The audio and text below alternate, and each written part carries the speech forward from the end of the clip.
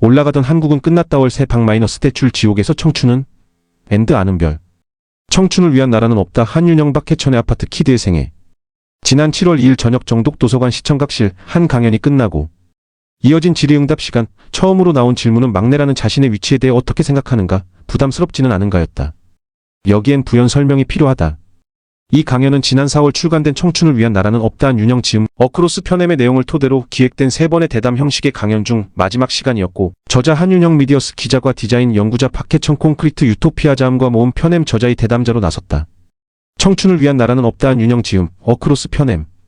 어크로스 83년생 1학번인 한윤영은 안티조선 운동의 전사로 활약한 10대 시절부터 다양한 매체에서 20대 농객 중 한 명으로 호명된 2008년 전후에 이르기까지 오랜 시간 자신이 속한 세계의 막내였다. 청춘을 위한 나라는 없다의 후배의 실종이라는 글에서 그는 대학에 들어왔을 때 대학의 운동권 조직, 소위 학정 조학생 정치 조직은 완만하지만 뚜렷이 붕괴하고 있었으며 그가 선택한 인터넷 기반 단체나 진보정당에서도 오랜 기간 후배를 볼 수 없었다고 말한다. 그가 현재 글을 쓰는 정치평론의 장에서도 대체로 그러하며 이번 3번의 강연회에서도 함께 한 사람들은 모두 90년대 학번 선배 세대였다. 1회 88만원 세대레디앙 편엠 소수의견 자음과 모음 편엠 저자 박권일, 2회 경제평론가 이원재. 청년층의 정치적 관심이 소멸해간 2000년대가 고스란히 읽히는 후배의 실종에서는 그가 속한 세대의 앞으로에 대한 고민도 드러난다. 어디로 가야 자신과 비슷한 고민을 하는 이들이 있는지 알지 못하는 청년 좌파의 우울증을 목격하며 그는 드디어 영원한 막내를 벗어나 선배 역할을 어떻게 할지에 대한 고민을 하게 되었다고 말한다. 청년 담론이 유행하던 시기 청년 세대 입장에 입각한 글을 써달라는 청탁을 달가워하지 않았다는 그이지만 그 결과물을 엮은 청춘을 위한 나라는 없다는 사회 어디쯤에 나를 고민하기 시작한 후배들에 대한 사려 깊은 편지로 보이기도 한다. 그렇게 해석하면 이 책의 주요 수신자가 될 이들 마이너스 2000년대의 대학 시절을 보냈거나 입학해서 현재 보내고 있는 저자의 또래 혹은 후배 마이너스에게 앞으로 펼쳐질 세상은 녹록치 않다. 고도성장기나 고도성장기의 관성이 유지되었던 시점까지 찾아왔던 기회, 가질 수 있었던 꿈, 꿀 수 있었던 기대, 실현 가능했던 삶의 모습이 거의 다 사라질 거라 보아도 무방하다는 게 강연 파트너를 맡은 박해천의 조언이다. 이른바 청년 문제라 불렸던 실업, 등록금, 주거 문제는 그들이 일으켰기 때문에 청년 문제가 아니라 한국 사회에 켜켜이 쌓인 모순이 그들 앞에 무성의하게 던져져 있기 때문에 진정한 청년 문제가 된다. 세대론의 쓰임새가 재발견된다면 아마 그 복잡한 매듭 앞에서일 것이다. 청년 세대의 문제는 그들이 가장 힘든 세대이기 때문이 아니라 그것이 한국의 사회 문제를 고스란히 드러내는 표층이기에 문제가 된다. 등록금 문제와 청년 실업 문제는 그들만이 아니라 그들 부모 세대의 고난이다. 또한 청년 세대는 자신의 미래가 위에 언급한 노년 세대와 다르지 않을 것이라는 사실을 안다. 청춘을 위한 나라는 없다 7조. 그렇다면 그들은 왜 실제로도 힘들며 한국 사회 문제를 드러내는 표층이 되고 만 걸까? 그들을 둘러싼 시대, 그들을 만든 역사는 무엇인가? 이 문제를 해결해주겠다는 다른 세대의 손길은 도움이 될 만할까? 아니면 뭔가 어긋나 있을까? 아파트 키드의 생애라 이름 붙은 한윤영과 박해천의 강연은 이 물음들에 대해 어느 정도 답을 준다. 프레시안 푹스는 저자 한윤영이 속한 세대의 현실을 날실로, 디자인 연구자 박해천이 천착해온 한국 중상계급의 주거문화 역사를 시실로 엮어 전개된 이날 강연의 주요 내용을 정리해 싣는다. 편집자 내려가는 사회 한윤영 미디어스 기자 프레시안 최형락 한윤영 이번 책 청춘을 위한 나라는 없다는 저나 제 및 세대들의 이야기를 할 수 있는데요. 3회로 기획된 강연에서는 모두 386세대보다는 어리고 저보다는 선배인 90년대 초중반 학번이신 분들과 함께했습니다. 이런 상황도 한국 사회의 담론 지형을 보여주는 것 같은데요. 사실 90년대 학번 선배들은 공부를 참 많이 했어요. 지금은 대학원 진학이 마치 취직에 실패한 다음의 선택지로 여겨지는 감이 있지만 10년 전인 90년대 학번 세대만 해도 공부하고 싶으면 공부를 계속해도 되는 상황, 공부해도 나중에 먹고 살 거라고 생각할 수 있었던 상황이었거든요. 어쨌든 저는 한국 사회를 해석하기 위한 이론들을 다방면으로 공부한 세대가 90년대 학번들이라고 생각하는데 한편으론 이들이 정치평론 등의 분야에서 제대로 평가받지 못한다는 감도 있습니다. 오늘 주제는 청년 세대와 부동산 문제입니다. 박해천 선생은 아파트를 둘러싼 가상의 인물과 사물의 시선을 통해 한국 사회의 모습을 그려낸 콘크리트 유토피아라는 명절을 쓰셨고 한겨레에서 출간하는 월간지 나마이너스들의 아파트 키드의 생애라는 꼭지를 기획했습니다. 이 꼭지에서는 제 또래들이 아파트 흥망사를 수기 형식으로 풀어내고 있어요. 그래서 박해천 선생을 만나면 저희 아버지 부동산 투기 성패 이야기를 해드려야 할 것만 같아요. 웃음 어쨌든 청년 세대와 부동산 문제를 엮어서 이야기해 주실 수 있는 지점이 있을 것 같습니다. 박해천 청춘을 위한 나라는 없다는 재미있게 읽었어요. 한윤영 씨야 워낙 글을 술술 읽히게끔 잘 쓰는 분이니까요. 특히 재미있었던 것은 일부였습니다. 일부의 글들엔 동세대들이 갖고 있는 감수성의 정곡을 살짝살짝 만져주는 부분들이 있어요. 특히 대구 사람인 자신의 아버지를 대부의 시실리 마피아, 패밀리에 비유한 꼭지그 남자와 그 가족의 경우엔 이것만 가지고도 책 한 권을 쓸 수 있겠다 싶었어요. 어떻게 보면 그 글이 이 책의 지렛대 역할을 해준 게 아닌가 싶고, 개인적으로도 잘 이해할 수 없었던 대구 사람들의 정서를 이해하는 데 큰 도움이 되었어요. 한편 이제 갓 30을 넘겼는데 자기 개인사를 너무 드러낸 것 아닌가 득도 있겠지만, 길게 보면 위험한 수가 아닐까 하는 생각도 들었어요. 마치 록스타처럼 30대 이른 나이에 베스트 앨범 내고 자신의 생을 반추하며 회고록을 낸 듯한 느낌이라고 할까요? 웃음. 한윤영 블로그에 썼던 글을 대폭 손봐서 쓴 게 일부입니다. 30대 초반의 인생을 반추해도 되느냐는 지적에 반박은 아니지만 이런 생각도 듭니다. 응답하라 1997 같은 드라마의 성공을 보면 이 추억을 향유하는 세대가 불과 30대의 나이에 자신들의 10대를 그리워한다는 사실을 알 수 있어요. 저는 이들이 굉장히 이른 시기에 자신의 전성기 지나버렸음을 직관하고 있는 것 아닐까 싶거든요. 부모 세대는 폐허와 공허를 물려받고 죽음에 직면할 정도의 고생은 했어도 이 시대도 내 삶도 올라가는 느낌 속에서 살아왔다. 반면 우리는 상승한 부모와 삼촌 세대의 축적된 부를 통해 소비 취향과 자의식을 물려받고 집중적으로 교육 투자를 받았지만 이 시대도 내 삶도 내려가는 느낌 속에서 살아왔으며 살아가야 한다. 8조. 제가 책에서 쓴 내려가는 사회라는 표현이 이런 자의식과 관련이 있다고 생각합니다. 또 박해천 선생이 천착하시는 아파트, 부동산 문제와도 포개지는 부분이 있을 것 같고요. 사회학적인 용어는 아니지만 이 내려가는 사회라는 수사가 한국의 부동산 문제를 설명할 때 가지는 함의도 있지 않을까요? 박해천 내려가는 사회라는 표현에 동의합니다. 부동산뿐만이 아니라 경제 전반이 그래요. 돌이켜보니까 할 수 있는 말이지만 1971년생인 제가 20대였던 90년대 2000년대 초반이 마지막 불꽃 같은 시기였던 것 같아요. 한국은 1967년부터 고도 성장을 해왔는데 그 올라가던 그래프가 내리막에 이르는 첫 번째 지점이 1997년의 IMF 외환위기 사태였어요. 그런데 거기까지 약 30년간 오르막을 올라왔기 때문에 1997년 이후부터 2007년까지 대략 10년간은 고도 성장의 관성력이 작용해서 그 힘으로 버텼었던 것 같아요. 이후로 지금까지는 끈 떨어진 채 빠른 속도로 내리막길을 굴러 떨어지려고 있는데 뭔가 어거지로 악으로 깡으로 버티고 있다는 느낌입니다. 2007년 대선 이후 이명박 정권이 들어선 시기부터 고도 성장기에 그것과는 질적으로 다른 시절이 펼쳐진 것 같고 2012년 대선 이후 그러니까 이제 막 펼쳐진 박근혜 정권 하에서는 그것을 본격적으로 체험하게 되지 않을까 생각합니다.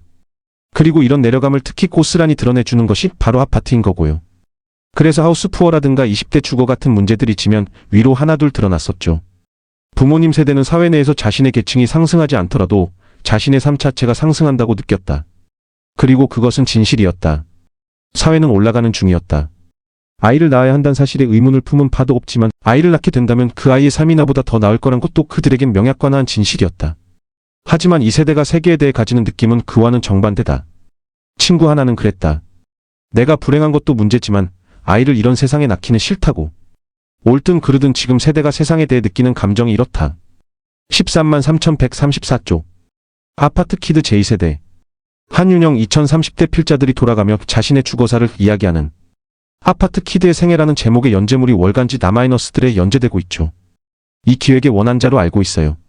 아파트 키드가 정확하게 어떤 세대를 지칭하는지, 그것이 한국 사회에서 갖는 함의가 무엇인지 궁금합니다. 박해천 제가 초등학교 다닐 때 열쇠 소년이라고 불리는 아이들이 있었어요. 부모님은 맞벌이 부부고 아파트에 살아서 목에다 열쇠를 걸고 등교해서 하교하면 제 손으로 열쇠를 따고 들어가는 애들을 가리켰죠. 아파트 키드란 개념은 이런 소년들의 이미지에서 출발했다고 할 수 있어요. 박해천 디자인 연구자 홍익대학교 강사 프레시 안최형락 40년 대생 부모들 상당수가 지방의 명문 고교를 나와 서울에서 대학 교육을 받고 경제성장과 더불어 회사에서 승진을 계속하다가 강남에서 집을 마련하게 되느니 70년대 중반 80년대 초중반에 강남에 입성해 신중산층이라 불리는 계층으로 성장하면서 그 자녀들은 이전 세대와는 다른 성격의 문화적 경험을 시작하게 됩니다. 몇 가지를 들자면 일단 1832평형의 아파트, 4인 핵가족이라는 새로운 형태 속에서 자라나고 조부모의 영향을 이전에 비해 확연히 적게 받습니다. 또한 부모가 한국에서 미국식 교육을 받은 첫 세대이고 신중산층이기 때문에 자식에 대한 투자를 굉장히 많이 해요. 따라서 새소년 어깨동무 소년 중앙 같은 소년 잡지, 알시카 같은 왕구 등 어린이 시장이 굉장한 속도로 팽창합니다. 시장이 커질 수밖에 없었던 건 인구학적으로도 1968년 74년이 제2차 베이비붐 시대이기도 했거든요. 그 중에 1970년은 한국에서 가장 높은 출생 인구수를 보인 해이기도 했고요.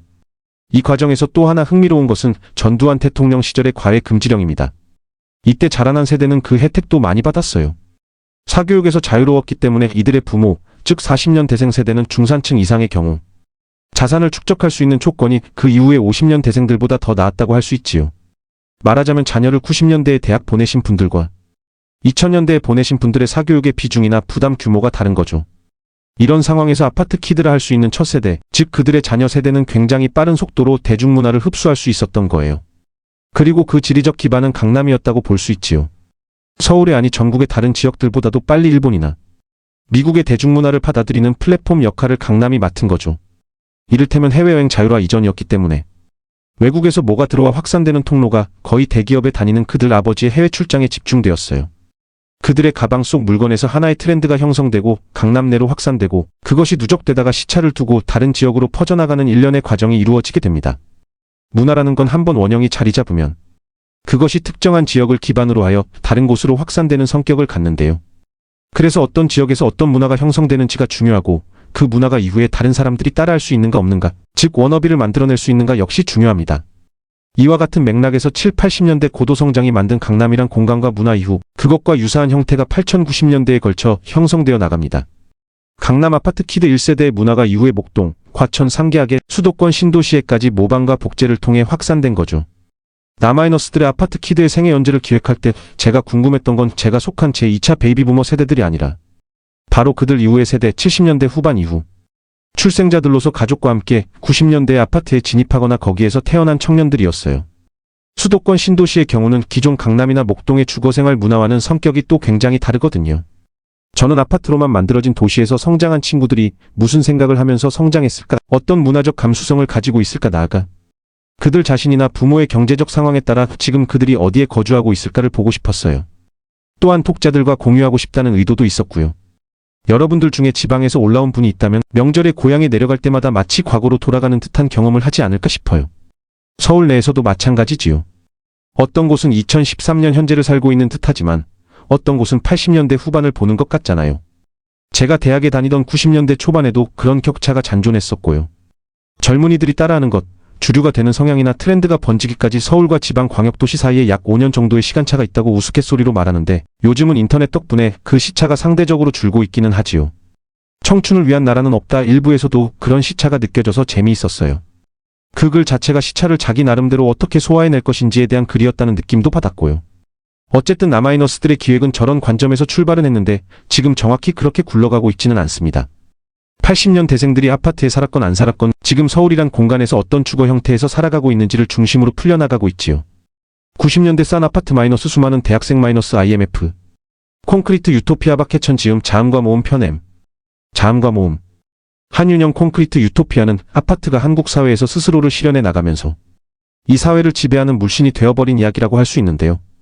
여기 재미있는 점이 있습니다. 원래 사람들은 자신들의 질서를 먼저 만들어내고 그걸 신의 속성에 투영합니다. 가령 종교학에서 사람들이 스스로 도시와 관료 사회를 만들기 전까지는, 지구왕을 가져보기 전까지는 만신을 주관하는 최고신이란 개념이 없었다고 하죠. 그런데 한국 사회는 발전 단계에서 후발주자이다 보니 스스로 질서를 만들어내고 물신에 그 속성을 투여한 게 아니라 서구에서 이미 실현된 아파트라는 모델을 이미지로 가져오는 형태가 되어버렸어요. 거기서 예측하지 못한 부수적 효과들이 나타났고 그게 지금의 여러 상황이지 않은가 싶습니다. 앞서 전두환, 노태우 대통령 시기의 과외 금지 정책에 대해 언급하셨는데요.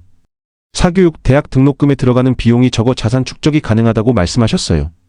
이처럼 한국 사회의 계층 재생산에 있어 교육 문제는 부동산과도 긴밀히 연결되어 있습니다. 대학 진학률도 세대를 보는데 중요한 지표가 될 수 있는 것 같아요. 저도 언젠가 시기별 대학 진학률 통계 자료를 살펴보았는데 70년대에는 20%쯤 됐고 1980년이 되면 한 27%쯤 됩니다. 1990년이 되어도 33% 정도였어요. 보통 80년대부터 대학생이 늘었다고 생각하지만 사실 그렇지 않았다는 뜻이죠. 그러다 90년대에 폭발적으로 증가해서 2000년에 오면 66%로 치솟습니다. 박해천 김영삼 정권 시기부터 대학생 수가 급증하고 노무현 정권 시기에는 등록금이 가파르게 인상되죠. 한윤영 그런데 이 대학생이 늘어난 90년대 초반에 집값이 지금처럼 높지 않았다는 얘기를 들은 적이 있어요. 박해천 그게 굉장히 중요한 포인트예요. 노태우 대통령이 90년대 전반에 걸쳐 시행한 주택 200만 호 건설이 만든 효과입니다. 전두환 노태우 정권 시기의 중요 관료인 김종인 씨가 이후에 한국 사회에서 진보적 스탠스를 취해도 크게 반발이 일어나지 않는 이유 중 하나가 그분이 청와대 수석이었을 때 재벌의 부동산 투기를 막고 집값 상승을 잡았기 때문이라고 생각합니다. 그 방법 중 하나가 주택 200만 호 건설, 수도권 5개 신도시에 주택 30만 호 건설 등이었습니다. 사실 19만 8,788년까지만 해도 주택 문제가 굉장히 심각했는데 이 문제를 해결하고 상대적으로 지지율이 낮은 군부 출신 정권의 취약성을 보완하기 위한 목적으로 수도권 신도시를 건설하게 됩니다.